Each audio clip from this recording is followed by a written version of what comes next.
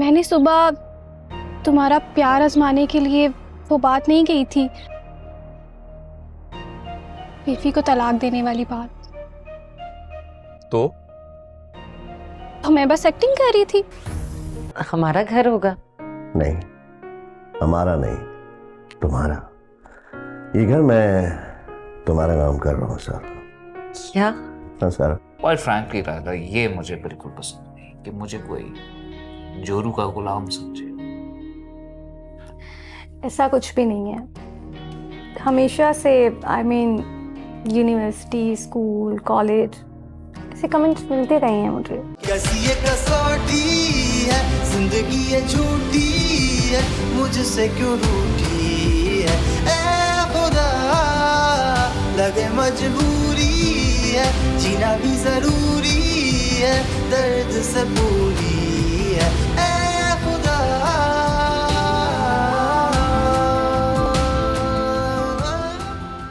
क्या बात है, किसकी कॉल थी? बड़े खुश लग रहे हो। तुम्हारे पापा का फोन था, वो पैसे देने के लिए मान गए हैं, और वो भी वेब सीरीज के लिए।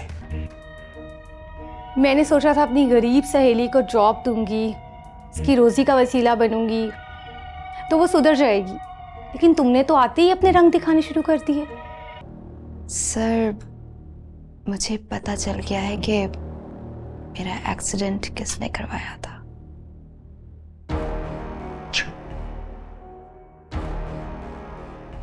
तो किसने करवाया था एक्सीडेंट? आपने।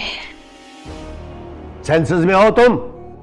मैं शामिर वल्द हनीफ अहमद अपने होशो आवास में तुम्हें तलाक देता हूँ। शामिर? मैं तुम्हें तलाक देता हूँ, तलाक देता हूँ। गजल की इस घर में शादी होना मेरे वकार के खिलाफ है। मॉम, गजल से आपको क्या नुकसान हो सकता है? बात सिर्फ ये है कि रायला भाभी अपने से कम तर स्टेटस रखने वाली अपनी इस दोस्त को इस घर में कबूल नहीं कर सकती। वो जेलस हो रही है। आप भूल रही हैं कि ये घर मेरे बाप का है, और अगर आपको इतना शौक है ना तो आप चली जाएं, निकल जाएं। अगर आपको मेरी खुशियां अजीज नहीं है ना, निकल जाएं इस घर से। आज तुम्हें नींद नहीं आ रही? तुम्हें आ रही है? बीफी को डिवोर्स देने के बाद नींद आएगी नहीं बल्कि उड़ जाएगी। लेकिन मेरी नींद तो मोहब्बत ने उड़ा दी है।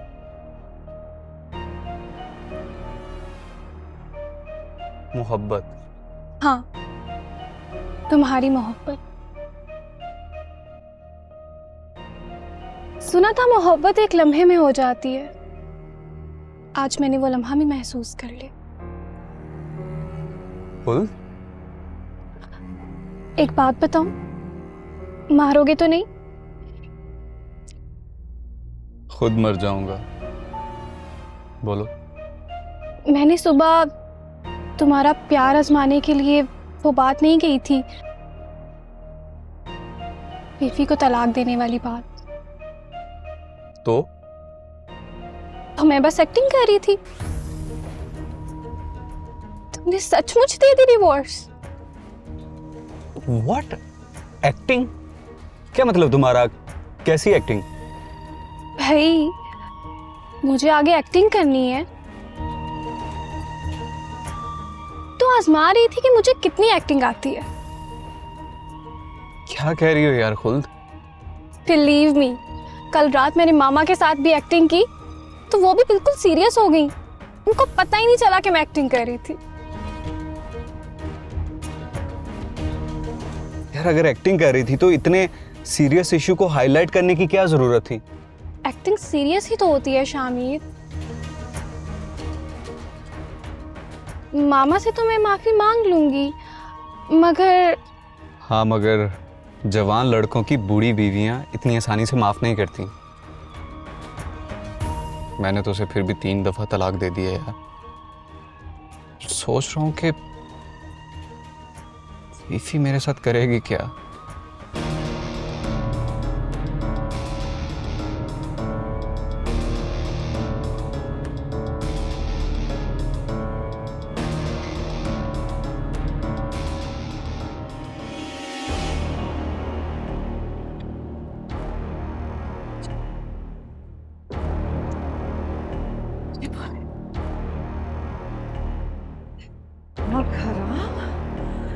घटिया इंसान,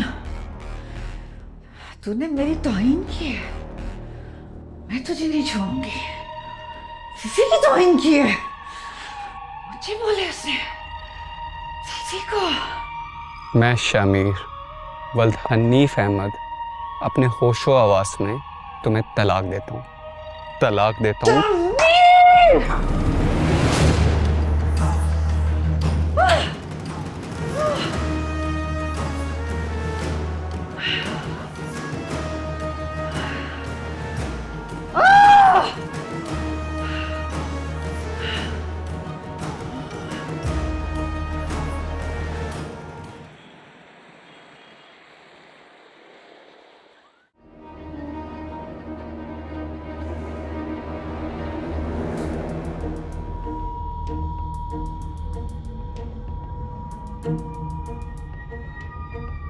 ये लीजिए मैम आपकी कॉफी।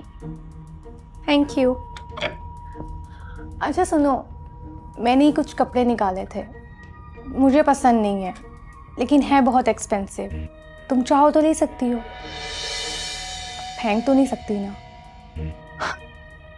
सॉरी, मैं किसी की उतरन नहीं पहनती। अगर आप कहें तो आपकी मासियों को दे दूं? मासियों को तो हम चीज़ें देते रहते हैं, तुम ले जाना। तुम्हारे मोहल्ले में खैरात और सदके वाले तो होंगे ना, उनको दे देना। नहीं, मेरा ख्याल है कि तुम ये कपड़े अपनी मासियों को ही दे दो। अच्छा, वैसे एक मशवरा देना था तुम्हें। कैसा मशवरा? क्यों ना तुम अपने बेडरूम की सेटिंग थोड़ी चेंज करो। तुम्हें नहीं लगता कि काफी पुरानी हो गई है? हाँ, अब जब मैं तुमसे पूछूंगी कि तुमने सभी का कमरा देखा हुआ है तो तुम कहोगी हाँ, वो मुझे कमरे में भी लाता था। नहीं, एक्चुअली जब हमारी वीडियो कॉल पे बात होती थी तो उसका बेडरूम मैंने जब ही देखा था। ठीक है, तुम ये कपड़े उठाओ और मासियों को ही दे देना।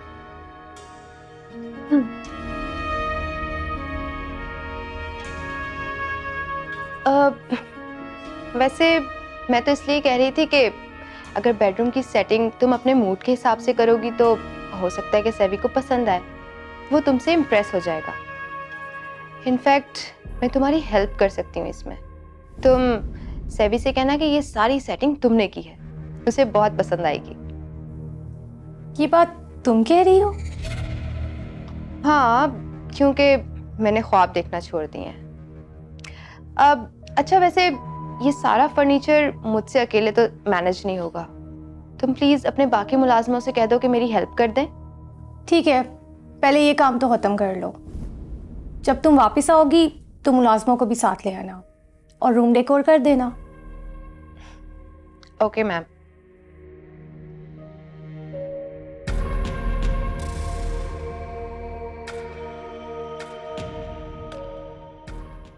दास्तान तो तुम्हारी मैंने तफसील से सुन ली, लेकिन पारस को तुम्हारी तरफ खींचने के लिए तुम्हारी तरफ से एक मनमोहनी भेजनी पड़ेगी। मनमोहिनी? हाँ, जो उसका दिल तुम्हारी तरफ खींचेगी। तो प्लीज आप जल्दी से भिजवाए ना मनमोहिनी को। मगर कुछ शराइत हैं जो तुम्हें मानना पड़ेंगी। कैसी शराइत? तुम्हें कुछ शैतानी अमल करने पड़ेंगे, कुछ शैतानी चीजों को तस्लीम करके उनका हुक्म मानना पड़ेगा, अब वो जो भी हो। कैसे हुक्म? कैसे शैतानी अमल? अब वो जो भी चीजें कहेंगे तुम्हें मानना पड़ेगा, और अगर तुम तैयार हो तो मैं आज से ही अमल शुरू कर देता हूं। तुम्हारी पारस को तुम्हारा बनाने के लिए। तो बोलो, तैयार हो? लेकिन इस अमल की वजह से मैं रंदा दरगाह तो नहीं हो जाऊंगा ना? अब शैतानी अमाल में ईमान तो खराब होगा। वो कहते हैं ना, मोहब्बत मेरा ईमान है, मोहब्बत की कसम। बोलो यार। मैं आपको कल तक बताऊंगा।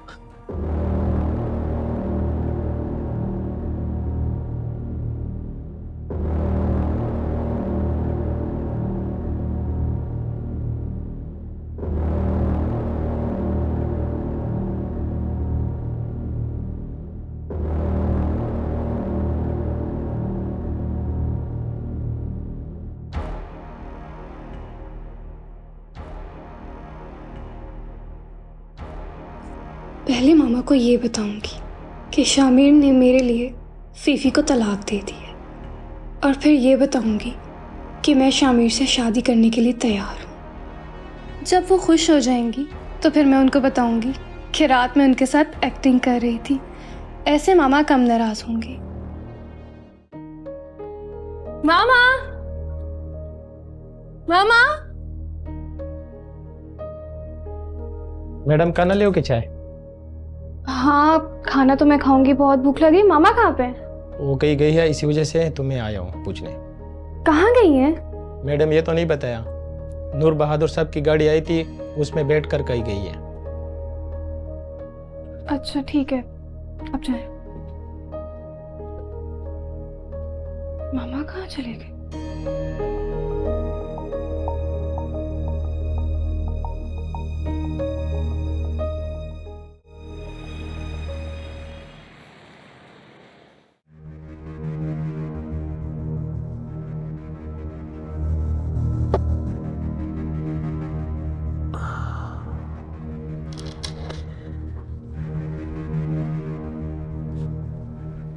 माफ करना सर, मैं इस वक्त मैं चाय या खाना ऑफर नहीं कर सका। एक्चुअली फ्रिज में फिलहाल ड्रिंक्स के अलावा कुछ भी नहीं है। कोई बात नहीं, एक दूसरे से बात करने का ठिकाना मिल गया है हमें। जैसे किसका है ये घर? ये घर नहीं सारा फ्लैट है। जब मैं और तुम यहाँ मिलकर रहेंगे ना, तो तब ये घर बनेगा। सच में ये हमारा घर होगा? नहीं, हमारा नहीं, तुम्हारा। ये घर मैं तुम्हारा नाम कर रहा हूँ सर। क्या? हाँ सर, एक्चुअली मैं सुबह सुबह तुम्हारा मैसेज देख नहीं पाया, वरना उसी वक्त मैं तुम्हें कॉल बैक करता, तुम्हें दिलासा देता, तुम्हें ये एहसास दिलाता कि तुम्हारे सर पर छत भी है और शोर का साया भी। इसीलिए मैं ये घर तुम्हारे नाम कर रहा हूँ। नूर, मैंने बहुत कोशिश की खुद को कंट्रोल करने की, लेकिन खुद पर मेरा गुस्सा बढ़ता ही जा रहा। खुद के इस रवैये ने मुझे भी बहुत डिसहार्ट किया है। औलादें ऐसी भी हो सकती हैं, ऐसा भी कर सकती हैं नूर। बुजुर्गों की कही हुई कोई बात भी गलत नहीं होती। पहले जमाने में ये बुजुर्ग कहा करते थे कि औलाद को खिलाओ सोने खाने वाला, लेकिन देखो शेर की नजर से, वरना बेजा लाड प्यार अच्छी खासी सोने जैसी तरबियत को मट्टी में बदल कर रख देता है। आपका किस मुंह से शुक्रिया अदा करूं नूर? आपके इतने एहसान है कि मेरी सारी जिंदगी शुक्रिया अदा करते करते गुजर रही है। छोड़ो इस बात को, छोटे से काम करो कि खुल्द को बहुत एहतियात से टैकल करना। उसके बाद आसाम को भी नरमी से समझाना कि तुम्हारे बाद वो या तो खुल्द को ले जाकर अपने घर में रखे, या फिर खुद आकर खुल्द के पास उसके घर में रहे। आजकल के जमाने में जवान लड़की का घर में अकेले रहना ठीक नहीं है सर। क्या दौर है, लोग मिलकर रह नहीं पा रहे, अकेले रहने पे मजबूर हो रहे हैं। सर, मैं बाजुकात इंसान को तन्हाई घूंट घूंट करके पीनी पड़ती है। गुड हो गया। तो फिर कैसी लगी तुम्हें नई सेटिंग? ये क्या कर दिया तुमने? अच्छा खासा कमरा था, बेतरतीब कर दिया। अरे नहीं, तुम्हें बज़ाहिर ऐसा लग रहा है, लेकिन मैंने चीजों का रुख मुवाफिक सिमत की तरफ कर दिया है। अब हर चीज अच्छी लगेगी तुम्हें। चलो सही है, तुम्हारे भी जाने का टाइम हो गया। अब हाँ, तो फिर मैं चलूं? हाँ ठीक है, तुम जाओ। और हाँ, कल आते ही मेरी ब्लैक साड़ी इस्त्री कर देना। सभी कहती हैं कि तुम उसमें बहुत अच्छी लगती हो। ऐसा इस्त्री करके दूंगी कि दोबारा फिर इस्त्री करने के लिए कहोगी ही नहीं। ठीक है, तो फिर मैं चलती हूँ।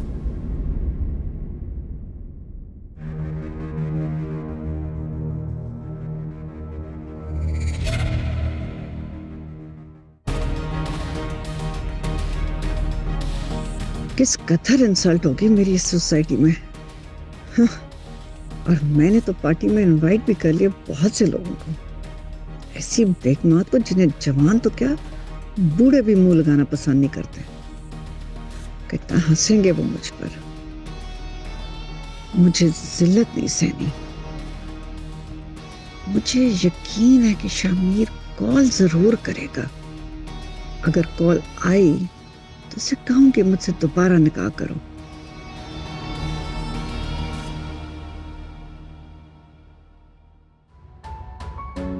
अपना लो मुझे, तलाक दे दो फीफी को। खुल्द बोलो, दोगे तलाक फीफी को? जाओ जाके उसके मुंह पे मार दो उसके 2 करोड़, तलाक दे दो उसको। तो मैं बस एक्टिंग कर रही थी, तुमने सचमुच दे दी डिवोर्स?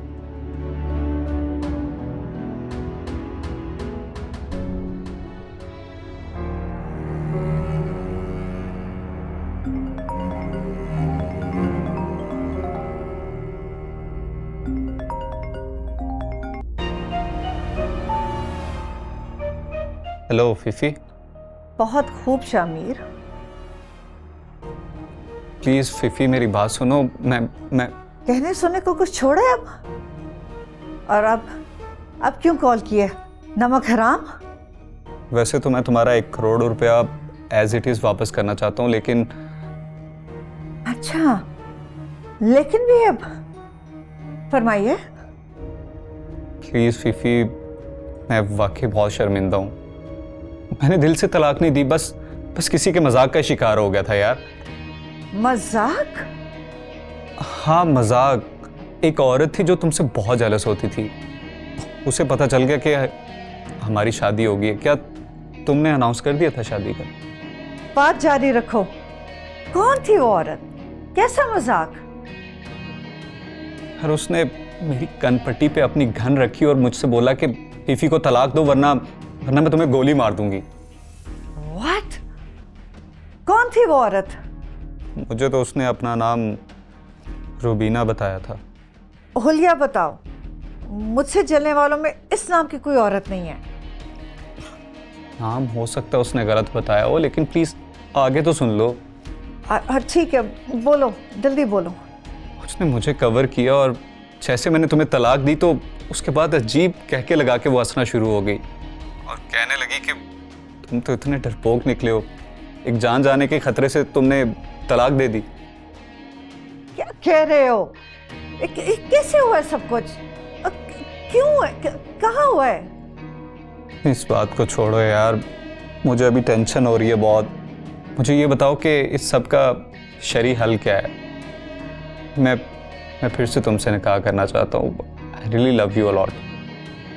मोहब्बत तो तुम्हें मुझसे नहीं 1 करोड़ से है, मगर बहरहाल मैं भी यही चाहती थी।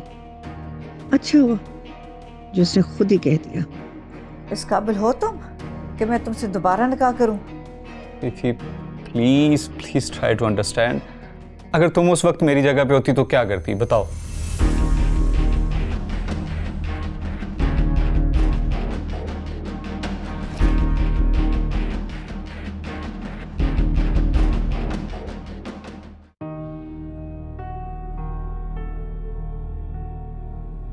पता नहीं कहाँ चली गई हैं, अभी तक नहीं आई। कितनी खाली हाथ हूँ मैं। काश मैं शामिर को फाइनेंशियली सपोर्ट कर सकती। पता नहीं फीफी इससे दोबारा निकाह पर मानेगी या नहीं।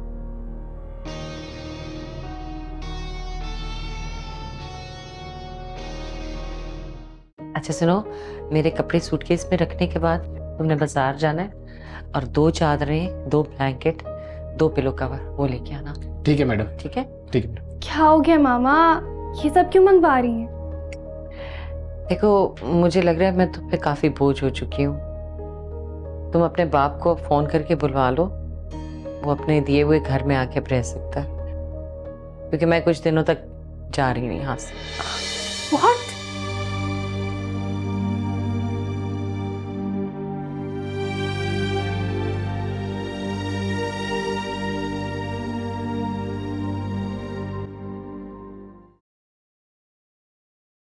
रायला, आ गए आप? ये सब क्या है? ये कमरे की सेटिंग क्यों इतनी अजीब कर दी है? शकीला करके गई है। What do you mean Shakeela करके गई? कह रही थी कि इस तरतीब से अगर हम अपना फर्नीचर सेट करेंगे तो हमें प्यार बढ़ेगा। You mean feng shui? हाँ वही। और ये शकीला ने कहा है तुम? जी उसी ने कहा है।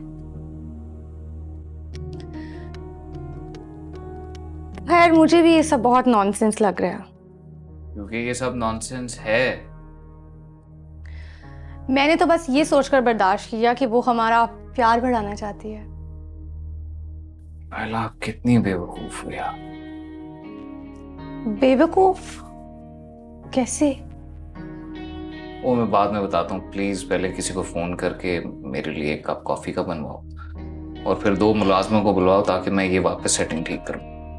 मंगवा देती हूँ, बुला देती हूँ। पहले आप मुझे ये तो बताएं मैं बेवकूफ कैसे हो गई? क्योंकि शकीला आपको ये चीज साबित करके बताना चाहती थी कि आप कितनी आसानी से उसकी हर बात मान लोगी, और वो यही फैक्ट एग्जैक्टली मुझे भी बताना चाह रही है। और देखो, तुम बेवकूफ बन भी गई। ये तो मैंने सोचा ही नहीं। क्या पता वो ठीक कह रही हो सकता है ना।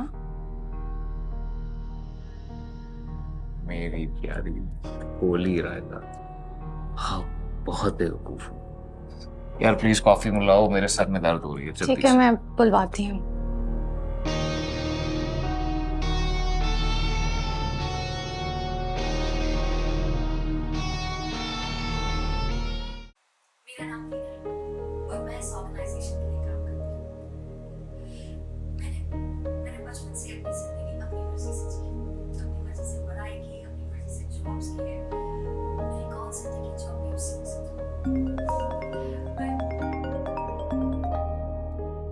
हेलो।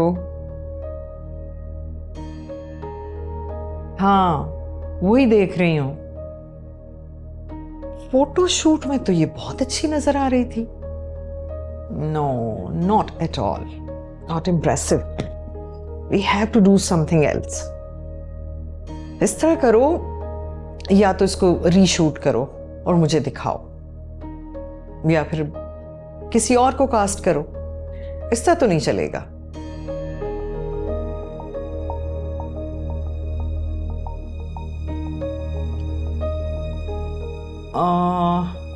मेरी एक और कॉल आ रही है, बाद में बात करते हैं इस पे। ओके?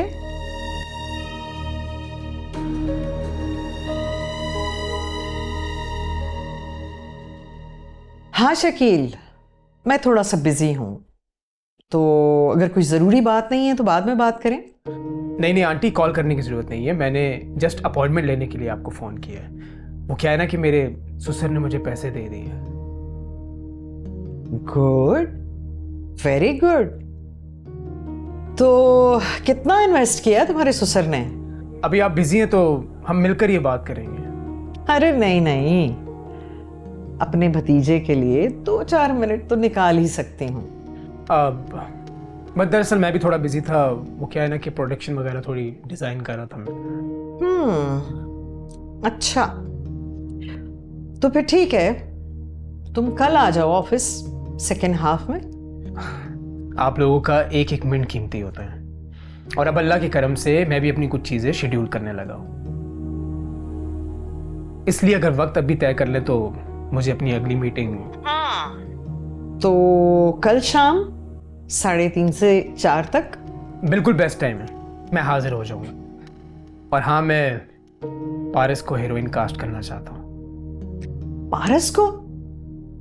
देखो शकील, मार्केट डिमांड हमें मालूम है। नहीं मैम, इस बात पे कोई कॉम्प्रोमाइज नहीं है। हाँ, बाकी सब मैं आपके मशवरे से करूंगा।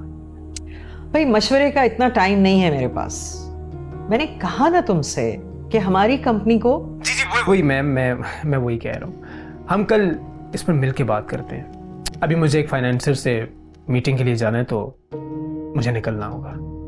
Okay, see you tomorrow, bye.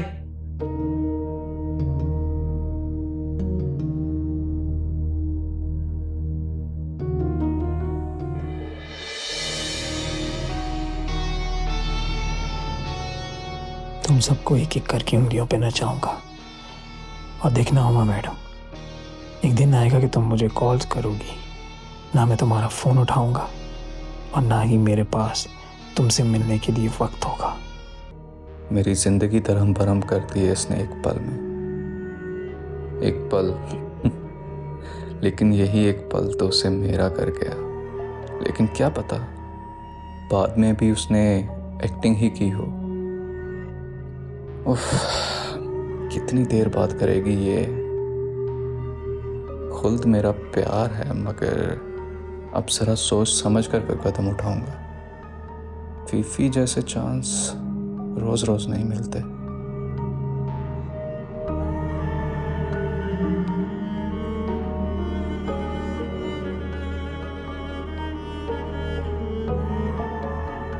Hello, क्या हुआ? बस वही, मौलवी साहब ने फतवा दे दिया हलाले का, क्योंकि तुमने होश आवाज़ में तलाक दी थी और हलाला नागुज़ीर है। लेकिन तुम तो कह रही थी कि हम कुफारा दे के रुजू कर सकते हैं। वो मेरी मालूमात थी, लेकिन तुमने गलती से या गुस्से में नहीं किया था ये। तो क्या तुम हलाले पे राजी हो? It's not a big issue. और तुम तो हलाले पर हर हाल में राजी होने पर मजबूर हो। हाँ, लेकिन तुम हलाला करोगी किससे? It depends. एंड एनीवे, तुम दोबारा इस घर में नहीं आ सकते जब तक मैं हलाला करके दोबारा डिवोर्स ना ले लूं।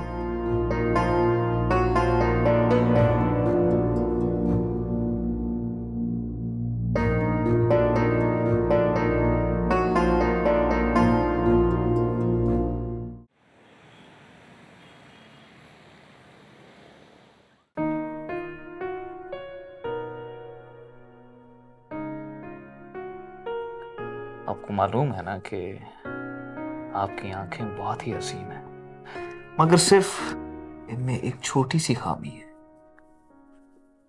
क्या खामी? वो खामी ये है कि जो भी आपके दिल में होता है वो आपकी आंखों पर आ जाता है, और ये एक इंसान के लिए बहुत बड़ी कमजोरी साबित हो सकता है। तो इस वक्त मेरे दिल में क्या है? ये इम्पोर्टेंट नहीं है कि इस वक्त आपकी आंखें क्या कह रही हैं।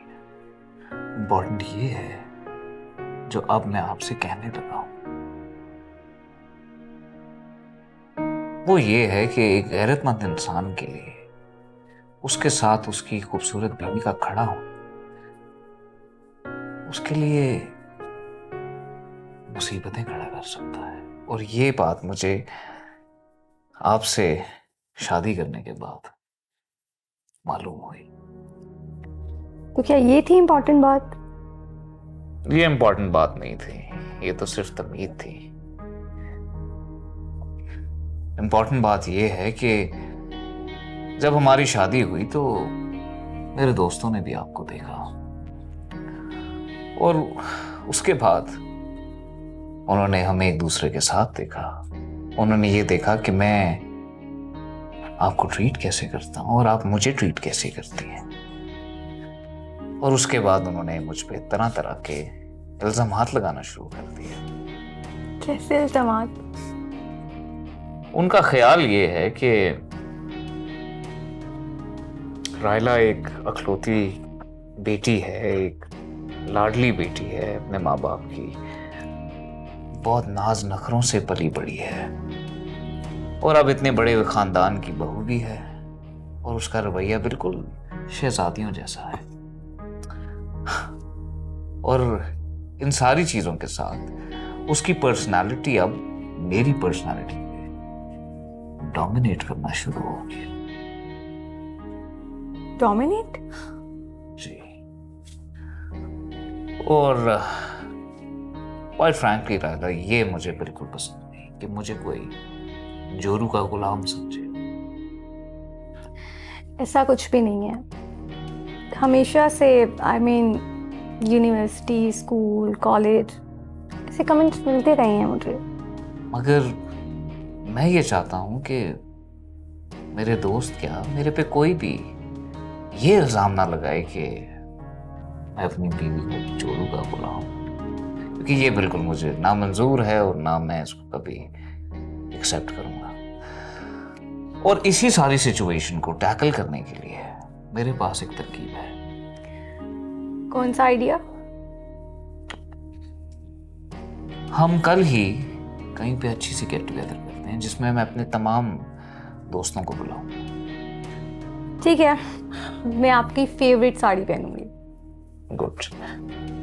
और मैं ये चाहता हूं कि इस गैदरिंग में आपका बिहेवियर मेरे साथ बिल्कुल ऐसा हो जैसे आप एक बहुत ओबीडियंट वाइफ हो। ये उनको दिखना चाहिए कि आपकी पर्सनालिटी मेरे पे डोमिनेंट नहीं है, मेरी पर्सनालिटी आप पे डोमिनेंट है। हाँ, और अगर ये सारा कुछ करते हुए अगर मैं आपसे थोड़ा सा रूड हो जाऊं या मैं आपको कोई रूड कमेंट देता हूं तो उसको माइंड ना करें। आप समझ रही हो ना मैं क्या कह रहा हूं? ठीक है, मैं समझ रही हूँ, बस अब ज्यादा रूट ना हो जाना। आप फिक्र ना करो। Always remember, it's just a part of a game. हम सियासी लोग हैं, हमारी जिंदगी के हर पहलू में सियासत का बहुत अमल दखल है। जी, मैं आपकी बात समझ रही हूँ। गुड।